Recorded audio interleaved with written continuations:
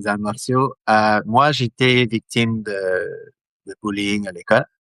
J'ai sauté une année, donc j'étais plus jeune et plus petit que tout le monde. Et, euh, et le fait que je suis un immigrant aussi, j'avais un accent assez bizarre. Donc, j'habitais à Montréal et, bon, disons, à mon école, je parlais pas le québécois, non, je parlais un français un peu plus libanais, un peu plus français. J'avais un accent assez différent. Et je trouve que le fait que j'étais plus petit, j'étais bizarre aussi, je faisais des choses bizarres dans la nef.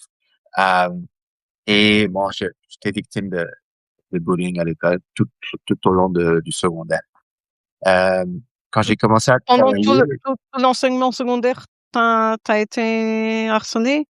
ouais, Ok, oui, ça c'est. et j'ai une sœur qui est plus grande que moi, de 14 mois. Et donc, le fait que j'ai sauté une année, j'étais avec elle. Hmm. Et j'ai toujours senti avec elle ce que elle vivait, parce que j'étais toujours avec elle. Donc, dès qu'on Hmm. commençait le primaire, c'était elle. Donc, tout au long du secondaire, j'étais souvent avec elle et je regardais comment les hommes la regardaient, comment les, euh, les, les jeunes, les teenagers pouvaient être assez sans respect envers elle. Donc, j'ai toujours été protectif d'elle, j'ai toujours été sensible vers ce que elle sentait.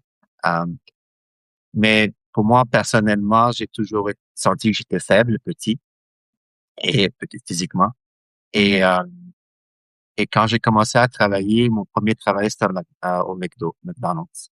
Et un de mes superviseurs était bien formé, était fort. Et je le regardais, je disais, ça serait bien si j'étais comme ça, personne ne me dérangeait, j'étais aussi fort que ça. Et après ça, ben, un des employés était aussi fort. Qu'est-ce que vous faites pour être aussi braqué? Ils disent, ben, karaté. Ah. Les deux ont fait le même style de karaté.